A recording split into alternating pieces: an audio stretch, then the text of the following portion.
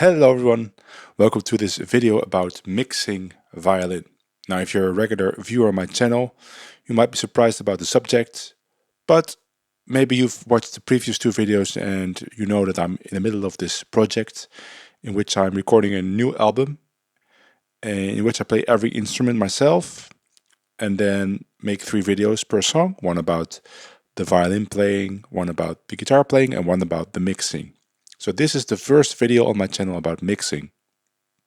I actually made a video in which I mixed the whole song. So I went from dry recordings, no processing, no effects, no panning, no reverb, to a finished mix.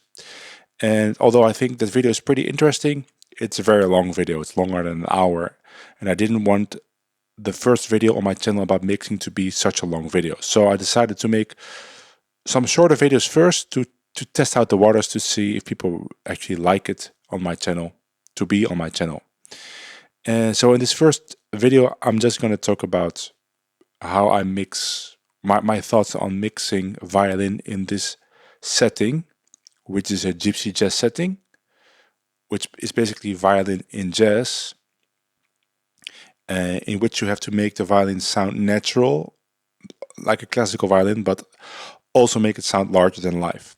So before we get started, I just wanted to let you hear a little bit of the complete mix so you can hear it in context. So just to give you an idea, I'm going to play a little bit of the mix without any effects, only panning. So when I solo this green track, you'll hear the mix, the dry mix, so no effects. I just imported a dry mix. And then when I solo this track, you can hear the final mix with effects on all the instruments, including the violin. So let's start at the shout chorus of this song called Jeepers Creepers. And you'll hear 2 rhythm guitars, bent wide. And then you'll hear a solo violin and a guitar and the bass. And the violin and guitar, they are playing a little shout chorus together, arranged shout chorus. And this is what it sounds like without any mixing, only panning.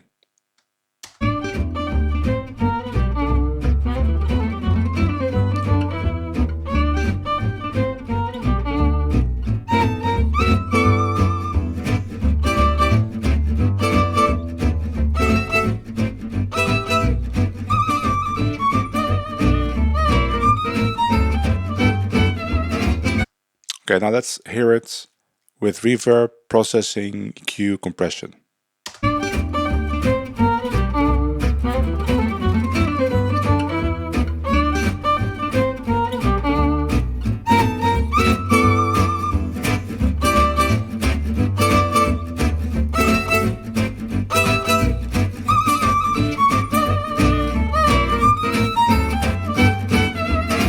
That's quite a big difference. So one more time, and now I'm going to switch back and forth.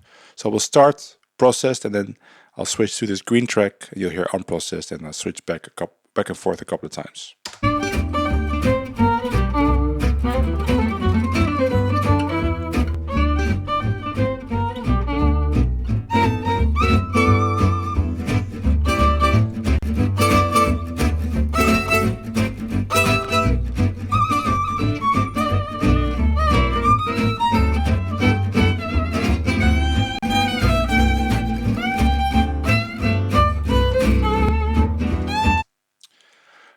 Pretty dramatic difference, and if you're interested in seeing me mix this complete song, subscribe to my channel and like the videos so you get updated and notified on my next videos about mixing, and then you can check it out.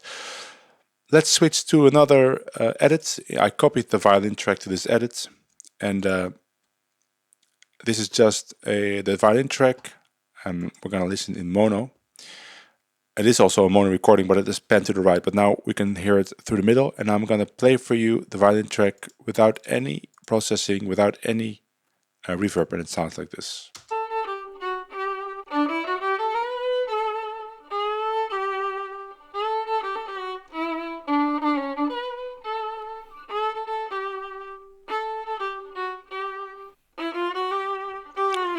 Let's go to the high part.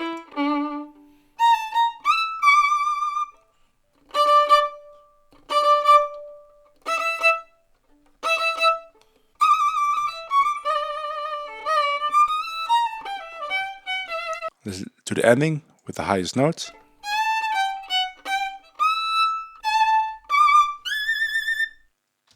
Okay, so what I noticed is that the high sounds pretty very nice, the high E string.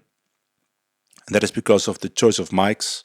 I used a clone of a Neumann U47. It's not a Neumann U47, but it's a very good clone, high quality.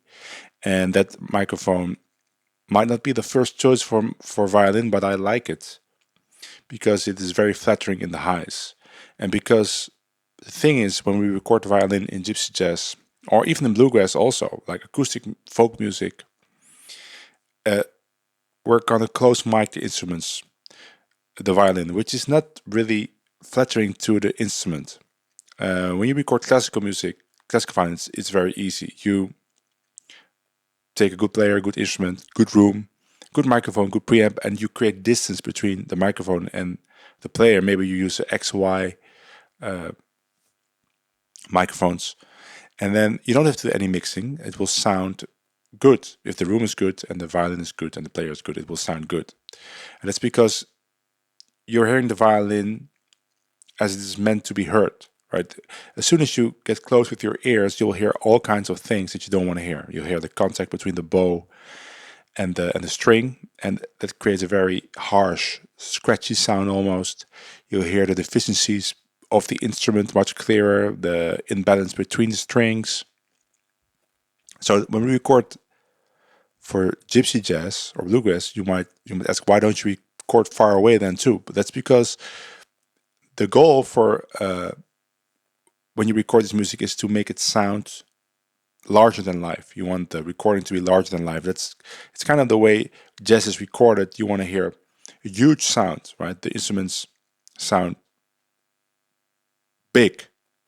I'm not talking about distortion, but I'm talking just like they take up a lot of space and they make a lot of sound. And that works great on the piano and the bass even, and the guitar. But on violin, if you get this close, you get these problems. So let's take a look at those problems and the way I try to solve them. So the first thing to start with is some EQ, of course. And I used Neutron 2 Izotope EQ. I like it a lot. It has lots of possibilities and even has a dynamic mode, dynamic EQ, which I didn't use for this particular EQing job. So the first thing I would do is actually high pass it. And the reason for that is because if you mic the violin that close, you hear all kinds of sounds, contact sounds of the hand and the violin that are not part of the sound, like slaps and taps and shifting. And sometimes that can create a lot of low rumble, especially when you have a room like this. It's just a normal room, it's not a treated room. I recorded it here. It sounds okay, but let's find a place where we can maybe hear those sounds.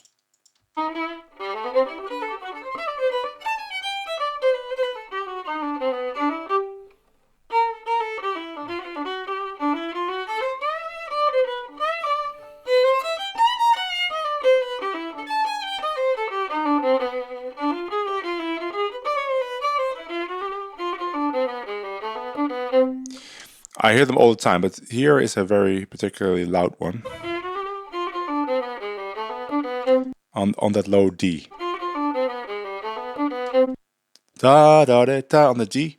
So let's loop that part.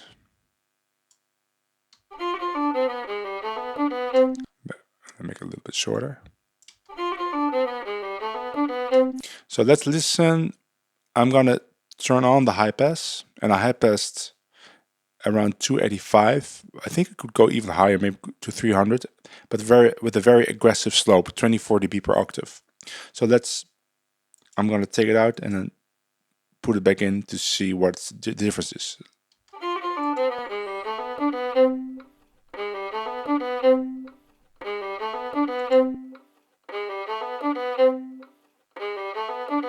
I think this high pass is too aggressive. I can hear too much change in the sound. So let's put it back a little bit, 240.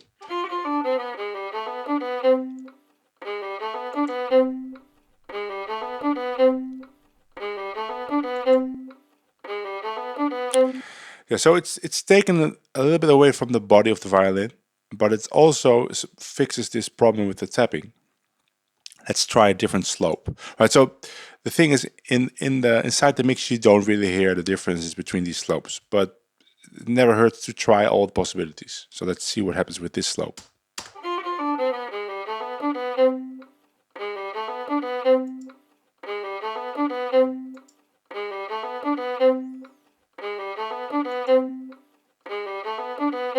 Yeah, I actually like the 12 dB per octave. But this might change again in context of the complete mix. But for now, let's leave it like this. And the next thing I would look for is a harsh sound that is created through the bow contact with the string, which is a great sound when you are farther away, because this is what gives the violin a kind of bite. You know, it's a difference between a sample and a real violin. The real violin player, even when they maybe play legato sweet, it can still have bite because of the bow changes and the contact of the bow, the pressure of the bow. But the problem is when the microphone is really close, this sound creates a very harsh sound, and that sound is always between 2 and 4K. You can call it a harsh digital sound. And I found that frequency around 3K, 3100. So I'll put it here and then I'll turn it off like this, and then you can hear the difference when it's not engaged, that cut. So here we go.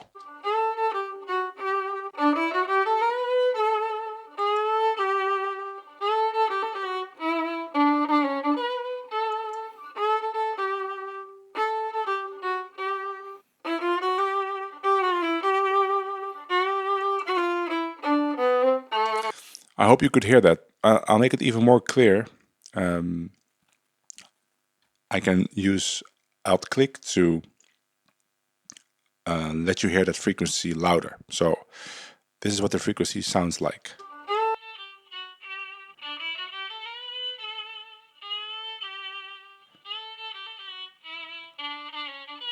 Awful sound. Now when I put it out, it's much better, right? So that's what I did. That's a huge improvement. The only thing is, now I'm taking away something of the bite. And to put that back, I put a high shelf around 12K, I see now. And usually I put a high shelf, it's 2.9 dB, that's kind of a lot. Let's make it 2. And then I would shift it back and forth between 10 and 12. I would first boost it a lot and then find the right spot for it. So let's do that. So let's start with the shelf off, and then I'll engage it and I will search for a nice place.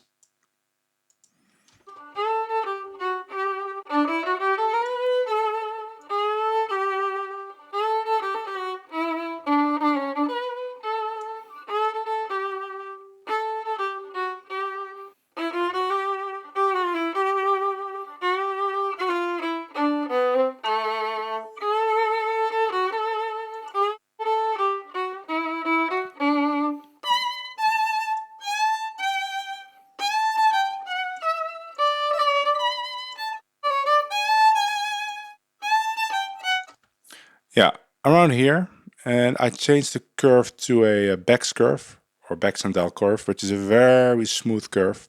So listen again, and I'll turn it off and on, and then listen to what happens to the violin. When I take it off, the violin loses some of its character, some of its bite, and when I turn it on, it's back.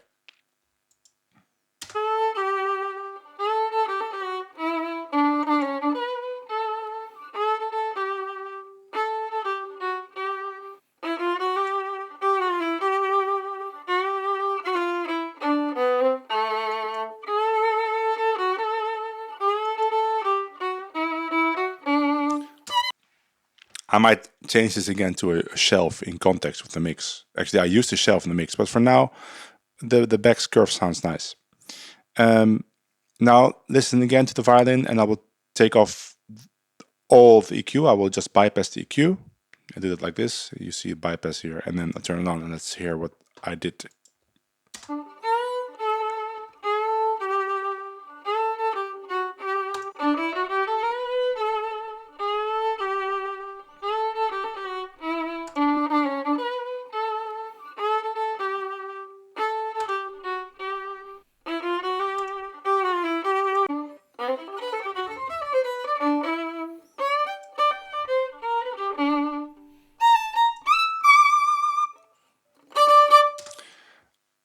For me, that's a big improvement. I made the violin warmer, but without making it dull. But we can improve it even more. So the next logical step for me would be to put some reverb. But I don't want to discuss reverb because it's a very involved process the way I do it, and I discussed that in the long video. But what I can do is I can just turn it on and you can hear it, and I will turn also on the panning because the violin is panned a little bit to the right, and this is what it would sound like with reverb.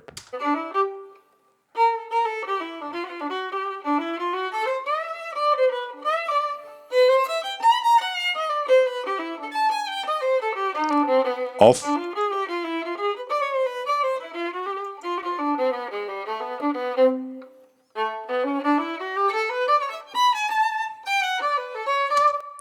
It's actually a mix of 3 reverbs. It's one reverb to give the violin some room around it, some space around it. One reverb it's the basic sound for all instruments to give the illusion that they're all playing in the same room. And then there is a third reverb, a spring reverb, to give it this really nice long tail very far away, which you don't really hear in the mix, but you feel it. It makes the violin bigger. Because the whole thing is I'm trying to make the violin sound bigger than live, bigger than it is. And well, we're not there yet, because it still sounds like I'm standing in the room with somebody, in a nice room, with someone playing violin. But I want to make it sound like they say like a record, right? I want to make it sound like something unattainable. So how do you do that? You do that with compression. And I know that if you're a violin player, you might think, oh no compression. But that's really the way to make an instrument sound kind of mysterious or magical. If you do it correctly, of course. Not to say that my way is the best way, but I have a certain way of using compressors with different instruments. So one compressor I would use, I like chaining compressors, and 2 compressors that are often chained are an 1176 and an LA2A. Now, most people would first use an LA2A, an 1176 as a peak limiter, so with a very fast release. Let me get this 1176 here. So they would probably use it as a peak limiter, so put the ratio on 20 or 12, and then use the fastest attack, so put it on 7, right? And the fastest release, like this. And then they would use that to get the peaks of a vocal, for instance. And then they would use an LA2A to give the vocal some warmth and to smooth out the levels, like a leveler. But the problem is, you can do that with violin, it sounds okay, but it makes the violin very dull. It makes the violin very undynamic, and you take out all of the bite. So I would suggest do it the other way around. So first we start with an LA2A, but we don't use it as a compressor, or well, we use it as a compressor, but we use it in limit mode, which speeds up the attack and release. So it reacts quicker. And then I use this to take off some dB so that the 1176, which is after it, doesn't have to work that hard. And so the LA2A will impart a warm sound on the violin. Too warm for me, because I already used an EQ to make it warm. But then 1176 is there to give back the punchy character. But if you make the 1176 work too hard, you'll get some kind of too much bite. It comes some kind of aggressive rock sound, which I don't want. I want still the violin sound to be a natural sound, but just bigger than live. So let's listen to what the LA2A is doing. So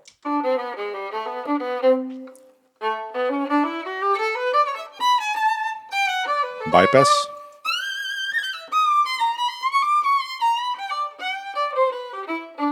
On.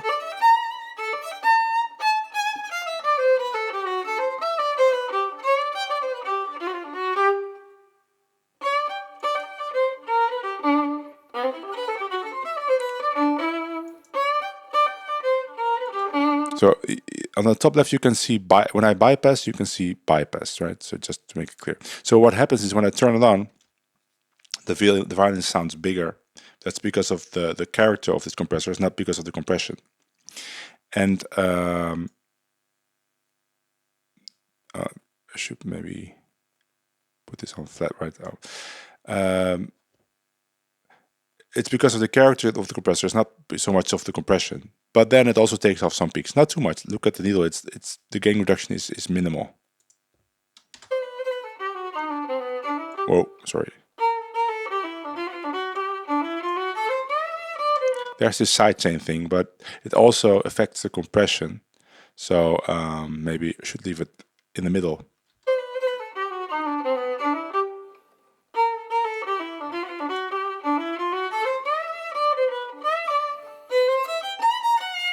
It's working really hard now. Let's put this on flat, and I'm gonna change some settings. When you change one setting on this thing, everything changes. So I was messing around with this knob, because when you can put a kind of side chain and let it only react to the high frequencies, but I just want the compressor to react to the complete sound. So I'll put it on flat, but now I have to change the other settings too.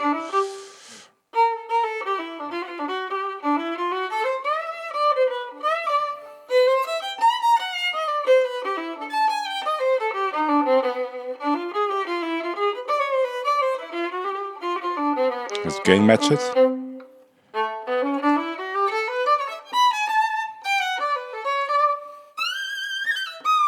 Yeah. Okay, so now let's listen for the sound. So I'm gonna loop part.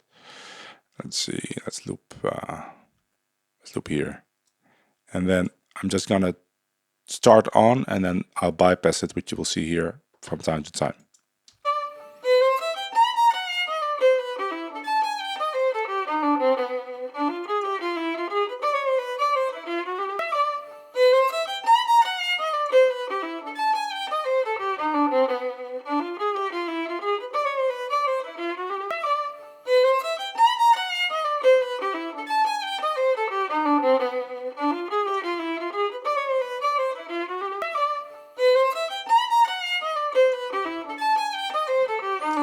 So it makes it kind of, it makes it bigger.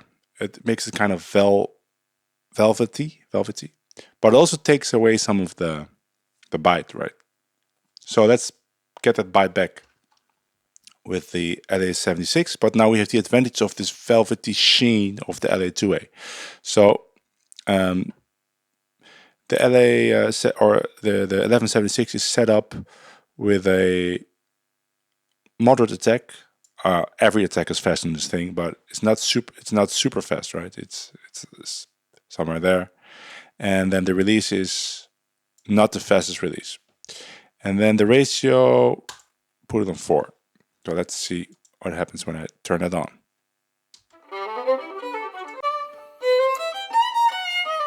Now let's gain match.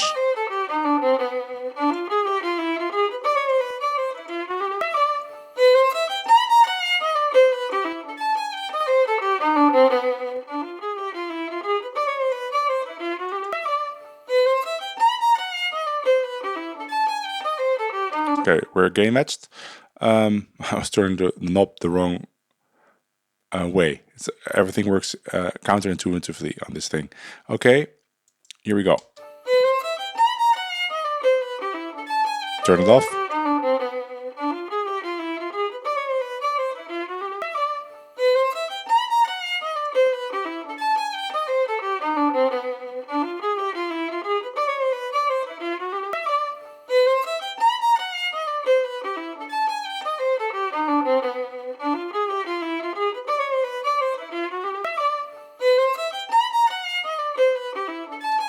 Listen for when it's turned off, the violin sounds kind of dull. It sounds big, but dull. And then when I turn it on, there's the punch is back. Okay, let's do it again. Turn it on.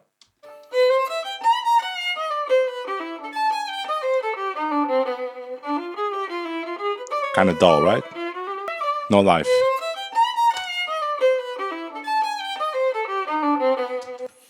It might be difficult to hear if you're not listening on very good headphones or good monitors. But trust me, when you would listen to this dull violin, which I've done many times, when I was just using LA2A a long time ago, and then the violin would sound big and full and velvety and beautiful, but I missed the punch a violin can have. So that's the way to bring it back. So now let's listen to, I'll turn off both compressors at the same time and turn them on, and then you can listen for a difference. So what you should hear is that the punch is still there, like the punch we have when I turn both compressors off.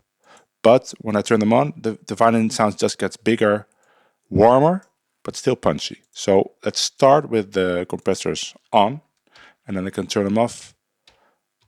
You can watch a couple of places. You can watch for the word bypassed, or you can see those compressors turn off on here, or you can watch there. When they're blue, they're on, and when they're orange, they're off. Okay, so we start with the compressors on.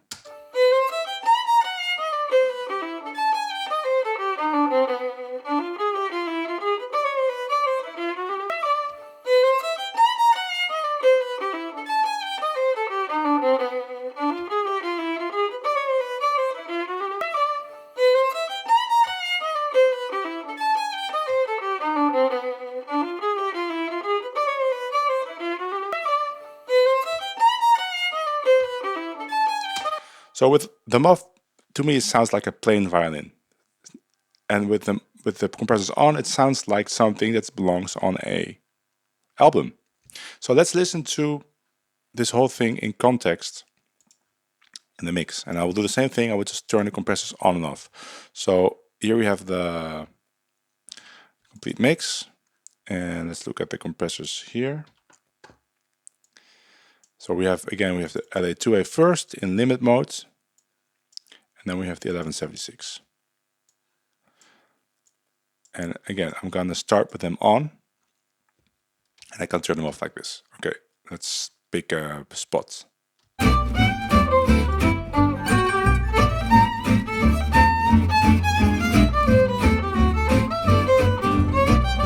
Plain violin. Now it's bigger, right? Plain.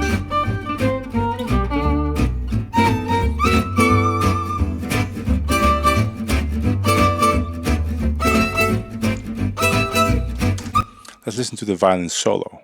So, not in solo, but the solo that's played here. Off, to me, sounds like some dude playing in his basement, right, or in his room. And with them on, it sounds like a violin player in a nice studio, recorded, played on a nice instrument, right? Okay, let's.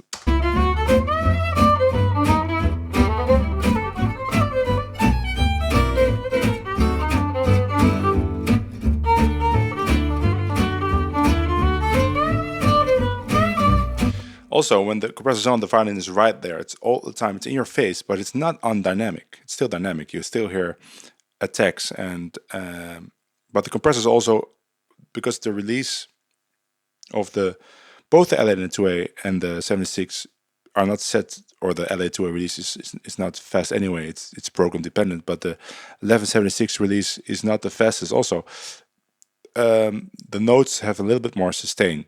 Let me see if you can hear that.